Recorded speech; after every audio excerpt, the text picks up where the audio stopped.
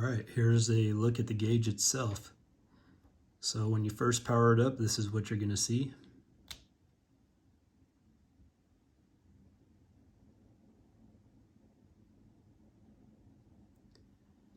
This is your main display. It's going to show one of the sensors in a larger format, and then the other 4 sensors will show up below, slightly smaller.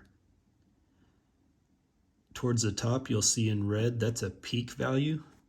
So as you hit new highs, it'll keep track of your peak value.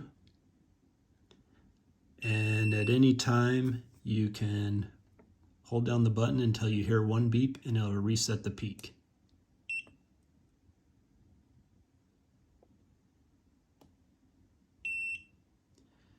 You'll notice that the main oil reading is turning yellow with an audible alarm. That is a programmable threshold. So if you want to know when your oil pressure drops below a certain pressure, or you can also set it up to notify you when it exceeds a certain pressure, that is completely programmable, and I will show you how to do that later. But currently, this is what happens when you exceed that low pressure threshold. Now, all the other sensors also are going to give you those warnings at the same time, depending on where you have the threshold set. You can have multiple at the same time. On boost, I don't have a low pressure threshold, but I do have a high pressure threshold. So as we go beyond 12 psi, it turns yellow. And let me set these back to a pressure that will not give us those alarms. So that's all great, but maybe you don't want to hear the audible alarms. So holding down the button until you hear 2 beeps will toggle the sound off or on. So now when you exceed those thresholds, it'll still turn yellow, but you won't get that audible alarm.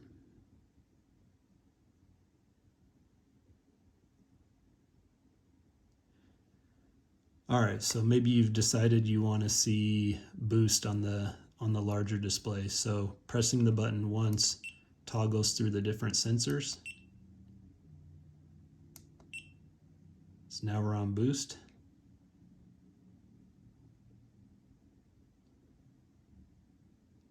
And again, you can reset the peak by holding the button down until you hear 1 beep.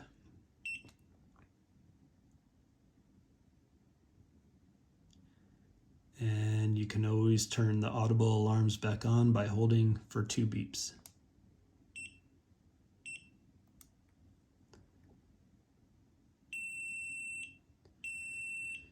All right, so maybe you just want a more stealthier look for whatever reason. Maybe someone's getting in your car and you don't want them to know that you have a ethanol sensor, a boost sensor, and whatnot. You just want a regular old oil pressure sensor. Holding down for 5 beeps will put you into the oil pressure only mode.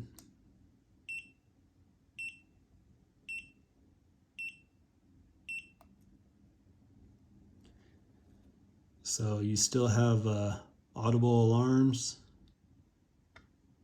if you have it on. Let's turn it back on, 2 beeps.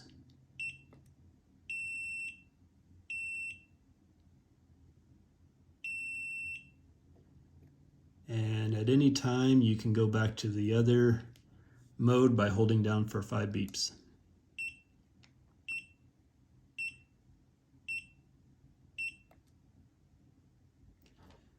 All right. So the next thing I want to show you is the settings menu.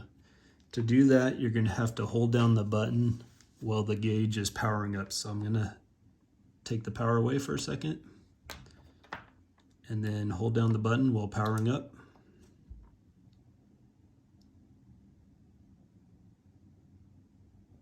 And now we're in the settings menu. So basically, what you're able to do in here is set the minimum and maximum thresholds for each sensor.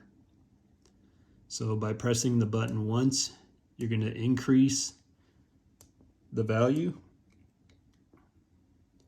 And when you've gotten to a value that you want to save, just hold down the button. Now we're on max. The min and max for oil is going to be 0 and 100, and that's based off of the AEM sensor I'm using. Currently have fuel minimum set to 50 psi, completely adjustable between 0 and 100.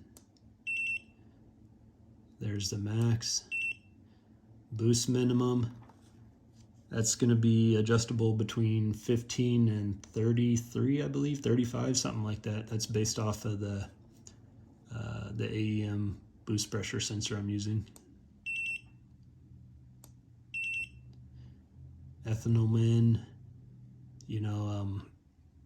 I probably wouldn't have a min or max threshold on that.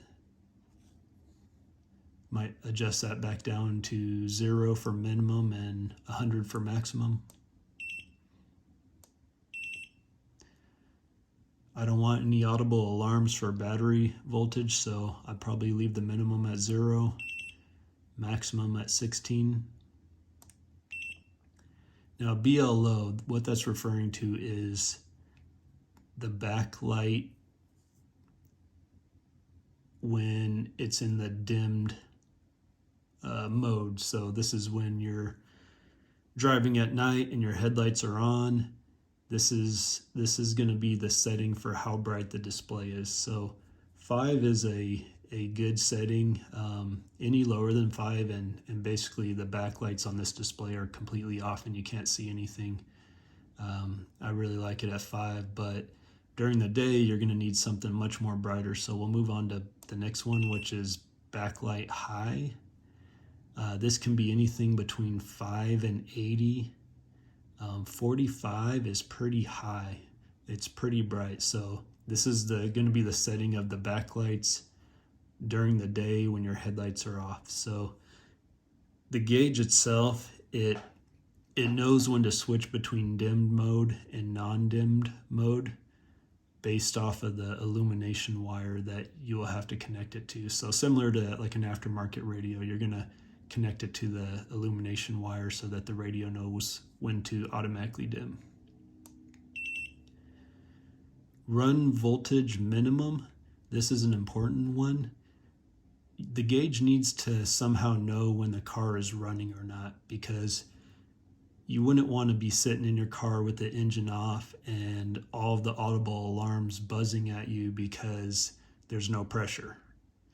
So if you set the run voltage to a voltage that is only possible when the engine's running, like for example, typically a car when running is going to be over 13 volts. So you might want to set this to 13. So basically, if the main control box is reading anything below 13 volts, it's not going to do any audible alarms. Anytime the battery's over 13 volts, it's going to assume the engine's running, and now audible alarms are active. I'm currently leaving it at 12 because this whole cluster is just on my bench right now, and 12 volts is the voltage coming in. I want to be able to show you guys audible alarms, so I'm setting it to 12. If I set it higher at 13, we wouldn't get any audible alarms at all. So I'll leave that alone.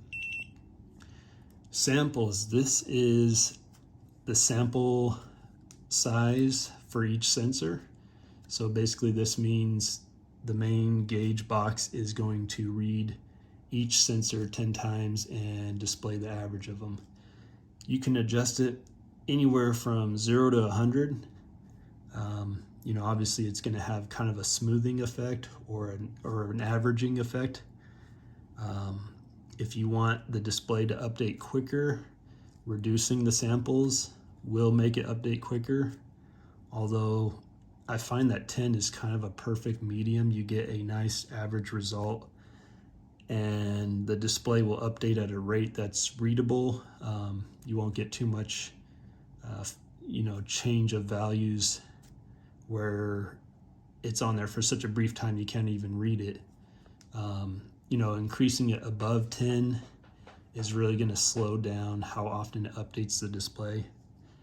Not significantly, but if you went to anywhere between 10 and 30 is probably reasonable. Once you go beyond 30, it's going to update pretty slowly. So we'll leave that at 10. And that was the last value that's adjustable. So once you save that value, it's going to go to your main display. Again, we got our audible alarms. We can cycle through each one.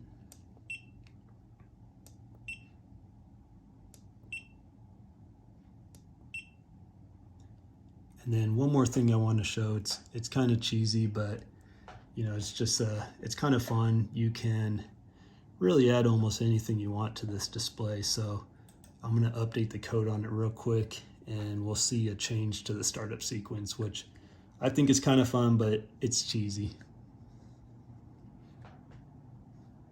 So give it about another 10 seconds or so, and we will get this programmed.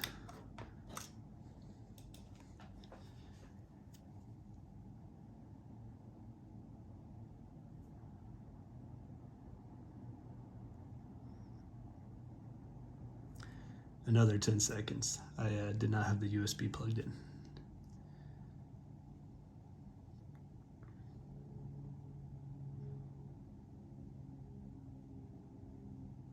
All right, here we go.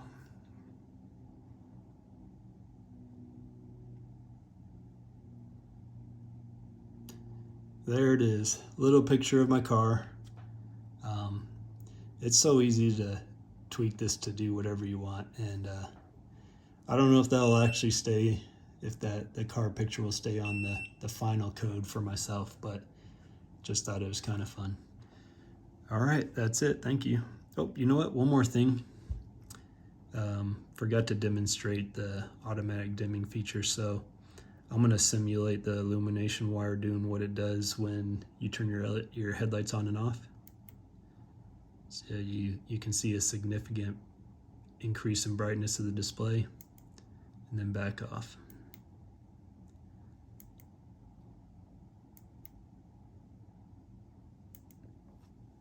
All right, that's it. Thank you.